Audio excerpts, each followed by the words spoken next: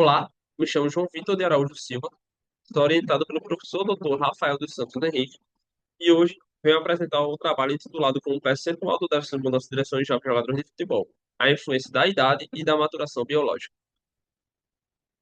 Tradicionalmente, a mudança de direção é uma medida relatada pelo tempo bruto da realização da tarefa pelo atleta. Entretanto, essa abordagem sofre uma grande influência da velocidade linear, e, portanto, o déficit de mudança de direção surge como uma medida alternativa que vai utilizar a diferença entre o tempo da mudança de direção e a velocidade linear de uma mesma metragem. Nesse sentido, o percentual do déficit de mudança de direção foi recentemente proposto na finalidade de padronizar essa medida. Portanto, o objetivo desse presente estudo é examinar as diferenças no percentual do déficit de mudança de direção em jovens jogadores de elite de acordo com a idade biológica e a idade cronológica. Participantes desse estudo foram 81 atletas de categorias de base, onde consta com a categoria sub-13 com 25 atletas, sub-15 com 35 atletas e sub-17 com 21 atletas. Trata-se de um estudo transversal, observacional, que foi realizado durante a pré-temporada da equipe. Os testes foram realizados na realidade do clube. Tá? A maturação biológica foi estimada através do Maturity Offset de Mirror e separava-se em três grupos: pré, circa e pós-PVC. Os testes de desempenho foram a corrida linear de 20 metros e o zigue-zague de 20 metros. Foram realizadas três tentativas para cada teste, com 3 minutos de intervalo entre cada tentativa. E entre cada teste tiveram um descanso entre 10 a 15 minutos de descanso passivo. Foi realizado um aquecimento padronizado para a realização dos testes e no fim desse aquecimento teve a familiarização dos testes. Por fim, foi utilizado o sistema de fotocélulas da Cefise, onde o melhor tempo de realização dos testes foi levado em consideração para análise.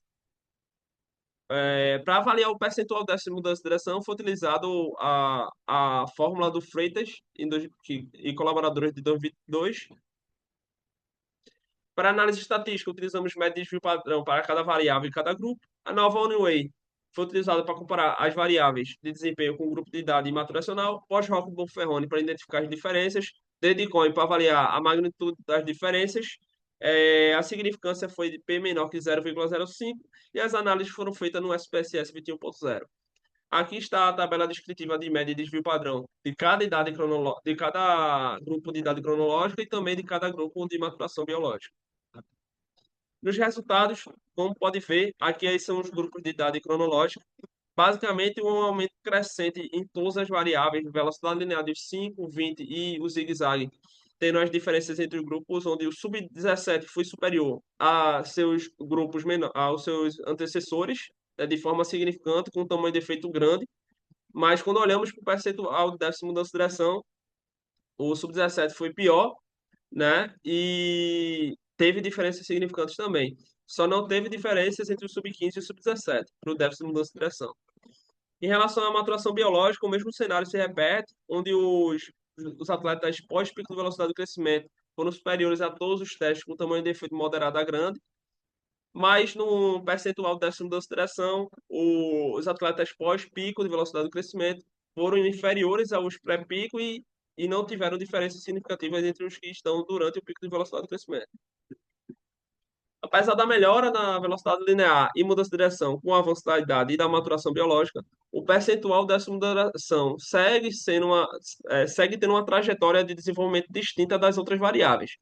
A métrica parece ser independente das melhorias físicas globais que os atletas podem ter, né? E ainda podem piorar com a maturação devido ao aumento da velocidade de entrada e das demandas de coordenação. Portanto, o percentual deve nessa direção representa um indicador valioso isolado da verdadeira eficiência de mudança de direção e deve ser integrada à avaliação do atleta e à prescrição de treinamento em todas as etapas de desenvolvimento juvenil. E essas são as minhas referências.